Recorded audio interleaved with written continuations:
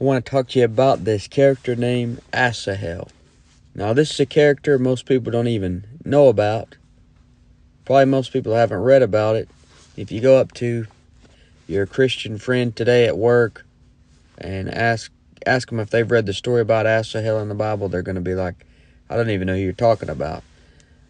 So it's a really interesting story over in 2 Samuel chapter 2. Look at 2 Samuel chapter 2 and verse 12. And Abner the son of Ner, and the servants of Ishbosheth the son of Saul, went out from Mahanaim to Gibeon, and Joab the son of Zeruiah, and the servants of David went out and met together by the pool of Gibeon. And they sat down, the one on the one side of the pool, and the other on the other side of the pool. So you got Ishbosheth's servants on this side, and you got David's servants on this side. Now verse 14, And Abner said to Joab, Let the young men now arise and play before us. And Joab said, Let them arise. So Abner's boys are going to go fight against Joab's. Then there arose and went over by number 12 of Benjamin, which pertained to Ishbosheth the son of Saul, and 12 of the servants of David. And they caught every one his fellow by the head, and thrust his sword in his fellow's side, so they fell down together, wherefore the place was called Helkath-Hazurim, which is in Gibeon. And there was a very sore battle that day. And Abner was beaten, and the men of Israel, before the servants of David. Now, here's where you're going to get introduced to ASAHEL. And there were 3 sons of Zeruiah there, Joab, and Abishai, and ASAHEL. And ASAHEL was as light of foot as a wild roe. And ASAHEL pursued after Abner. And in going he turned not to the right hand, nor to the left, from following Abner. Then Abner looked behind him, and said, Art thou ASAHEL? And he answered, I am.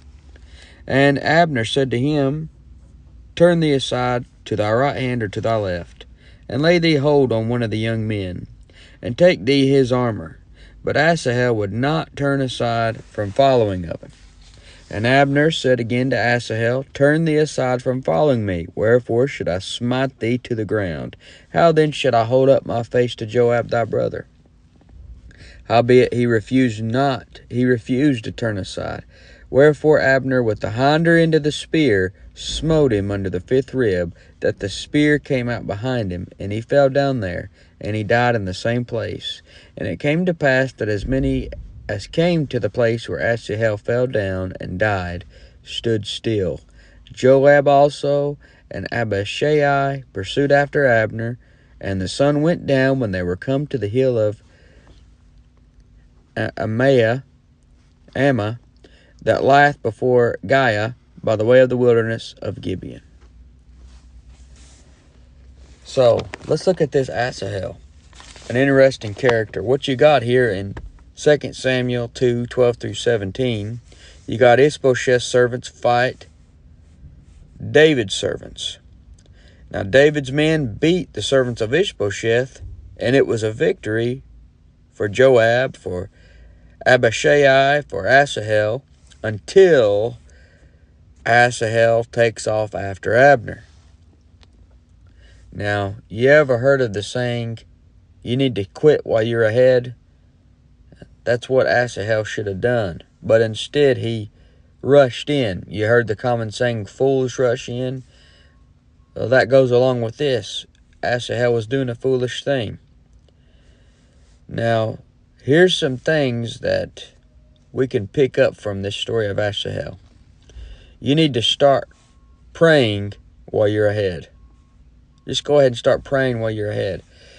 If ASAHEL would have thanked God and meditated in the Word for a moment, Abner would have been on up the road. He'd have been long gone. ASAHEL would have lived to fight another day. ASAHEL wouldn't have died that day. You see, sometimes you need to quit while you're ahead. They had just had the victory over Ishbosheth's servants. You see, if you never slow down and take your time to reflect on the last victory, you're going to get burnt out. You're going to get tired. You're going to get frustrated. Just continuing to go on to the next thing. And then when you complete that, you go on to the next thing. And then on to the next thing. And on to the next thing. Your determination is good, but you're going to get burnt out. You know, the Lord has these things in your life that you need to do, like stop and pray. Another thing to do is stop and study. Study to show thyself approved unto God, it says in 2 Timothy 2:15. Stopping and studying is a slow process. You know, perhaps if ASAHEL had studied Abner before rushing in, he would have known to dodge the spear. You see, ASAHEL was fast. It says he was light of foot as a wild roe. But Abner was a veteran, experienced warrior. Imagine if ASAHEL said, I'm not going to rush in after him. I'm going to wait. I'm going to study the enemy. I'm going to figure out what he does. Maybe he could have dodged the spear when he got up that close. You know, a lot of people, as soon as they get saved, they read the Bible a little bit and they think they're ready to just go on in a full-on attack against any cult leader. But as a brand new Bible believer, you can't get in an argument with a Church of Christ pastor when you don't even know enough Bible yourself. He'll end up converting you, or the people around you will be converted because it'll look like he knows what he's talking about and you don't. Even though you're on the right side, he knows his wrong doctrine better than you know your bad doctrine. So you got a good motive, you got a good heart, and you're trying to shut up this false gospel preacher, and here you go taking off after him, and he just stabs you with the hinder end of the spear.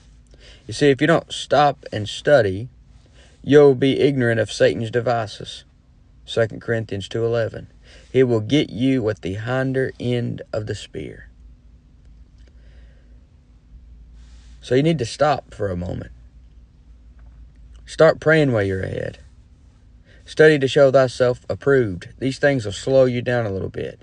You see, ASAHEL was light of foot as a wild roe. He was really fast. But sometimes you got to stop chasing expectations. You know, there in verse 18, it says, and there were 3 sons of Zeruiah. I don't know if you know who that is, but Zeruiah is David's sister. So this means that ASAHEL, Joab, and Abishai were David's nephews. ASAHEL is David's nephew. Imagine the expectation placed on you when King David is your uncle. So you can imagine ASAHEL feels like he's got these huge expectations to live up to. So he's probably thinking, if I can go after Abner, kill him, take his armor, I can make a name for myself. I can live up to Uncle David. I can live up to being the son of Zeruiah, David's sister. And then you look at ASAHEL's brothers, who are Joab and Abishai. You know, Joab is David's chief commander. 2 Samuel 8:16. And Abishai is one of David's mighty men. 2 Samuel 23:18. Look at what he did. In 2 Samuel 23:18, it says, and Abishai, the brother of Joab, the son of Zeruiah, was chief among 3, and he lifted up his spear against 300 and slew them, and had the name among 3. You see that? Imagine that being your brother. Killed 300 enemies. And then Joab, David's chief commander. That's your brothers. So imagine the pressure ASAHEL would feel that he's got to live up to, these expectations. And when you chase these expectations, it causes you to seek self-glory. Seeking self-glory, it's a vain thing. It's because at the end of your life, it's just going to vanish away.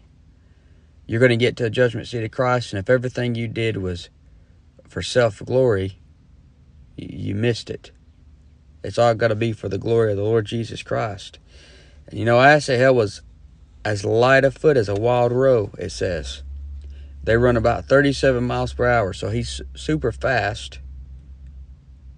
And so he takes off after Abner.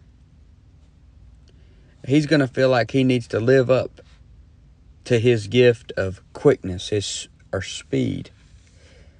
But you need to stop chasing expectations. That'll slow you down some. You're just running into an earthly death. You're going so quickly. And the next thing is, sometimes fleeing brings the victory. A wild roe, it doesn't just run after an attack. The Lord could have put, he's light of foot as a lion or something like that. Lions are fast too. But he put light of foot as a wild roe. Maybe he should have been running the other way.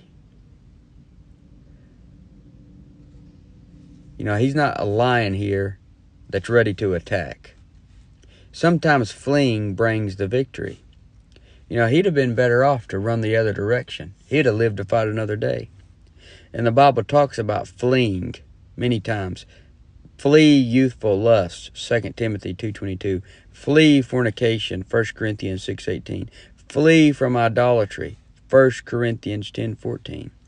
You're better off avoiding certain things instead of running right into them.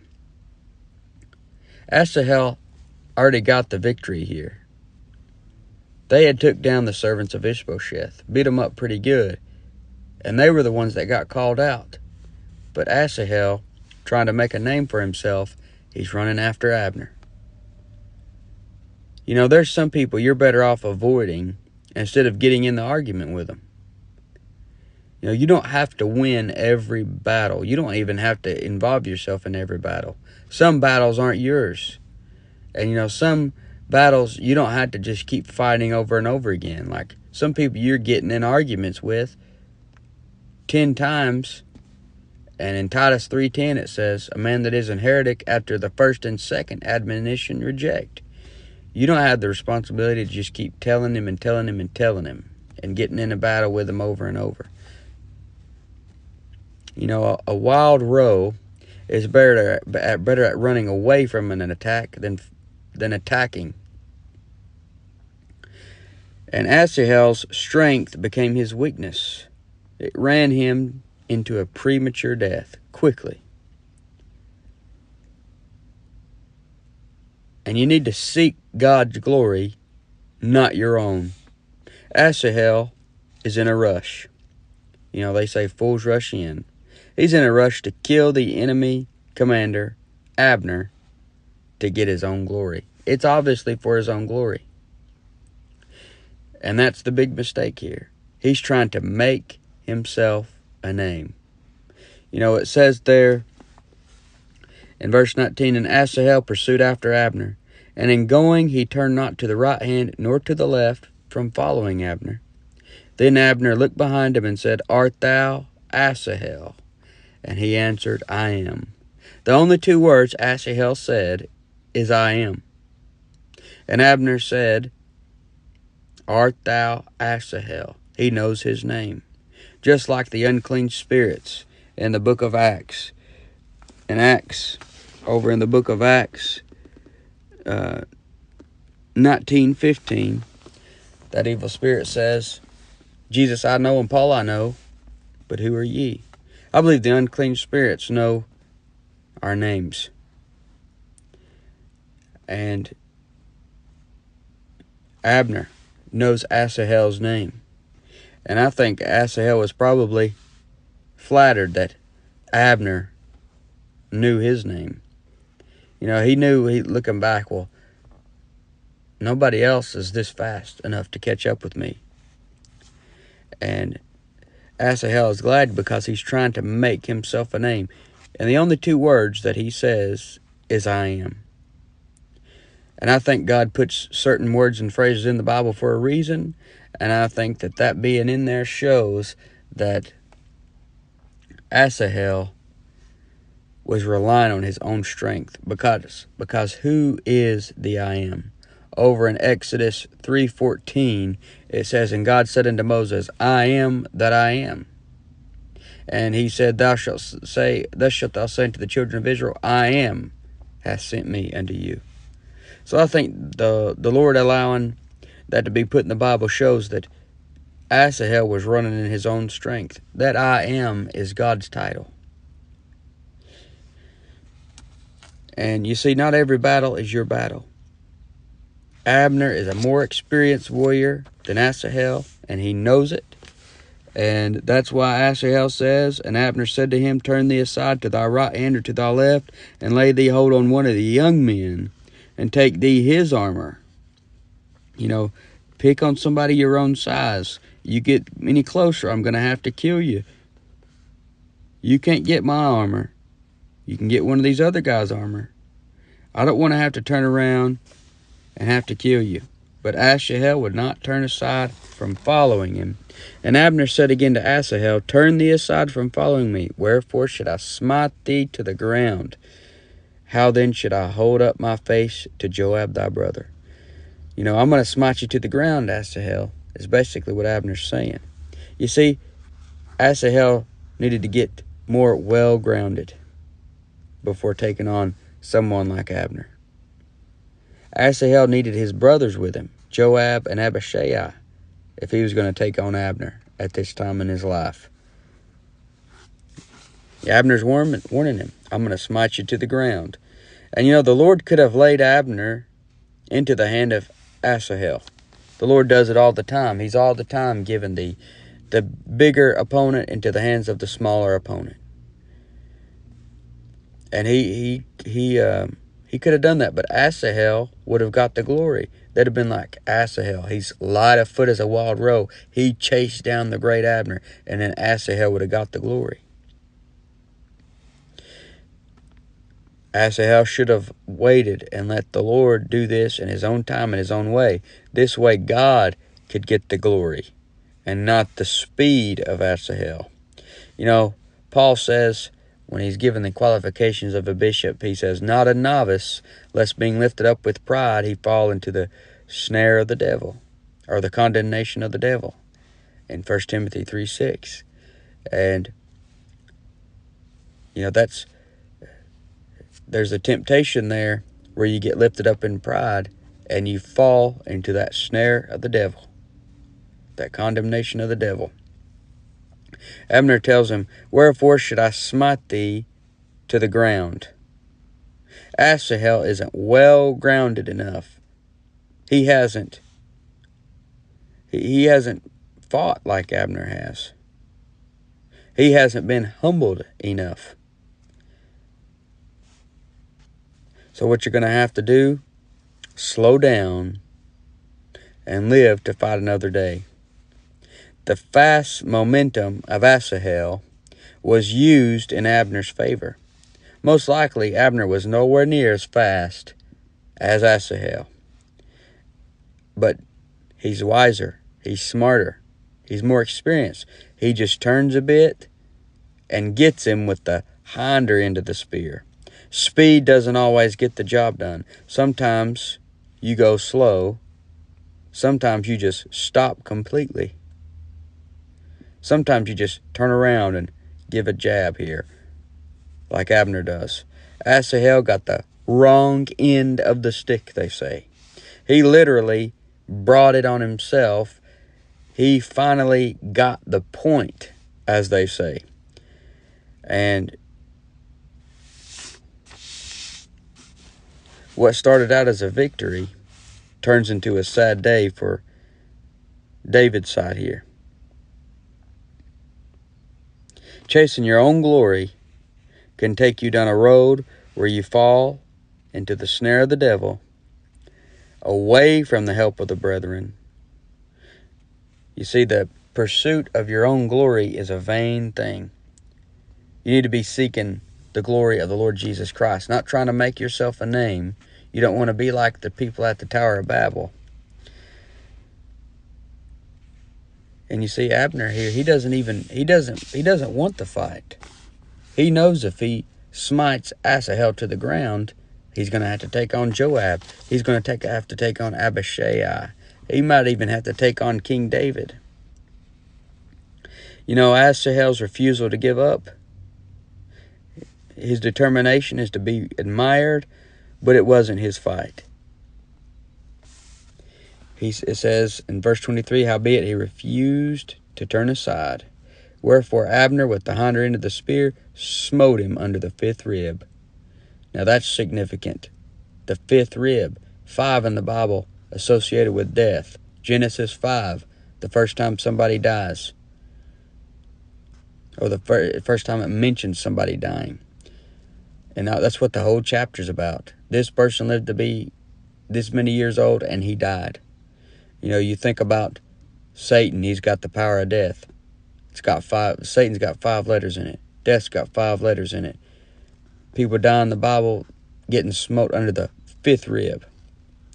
And the spear came out behind him, and he fell down there and died in the same place. And it came to pass that as many as came to the place where ASAHEL fell down and died stood still. So Joab and Abishai, they see their brother laying there, this mighty warrior who died prematurely, way too early, and automatically they want vengeance, obviously. So Joab also and Abishai pursued after Abner, and the sun went down when they were come to the hill of Ammah, that lieth before Giah by the way of the wilderness of Gibeon. But notice something. You get down to verse 30, it says, and Joab returned from following Abner. And when he had gathered all the people together, there lacked of David's servants 19 men and ASAHEL. So the difference between Joab and ASAHEL, most likely Joab's nowhere near as fast as ASAHEL. But Joab knew when to quit. And he returned from following Abner. And you know what? He lived to fight another day. And then in chapter 3, he gets his vengeance and murders Abner in the next chapter. And I'm not saying that was necessarily a good thing either. But he lived to fight another day, unlike ASAHEL. So ASAHEL, a brave warrior, it seemed like he was doing everything right, but he was trying to fight a battle that wasn't his. Notice in verse 19 it says, he turned not to the right hand nor to the left. He was on the narrow way, doing everything right. But he was getting into a battle that wasn't his. He was trying to get ahead of God. He was seeking out his own glory.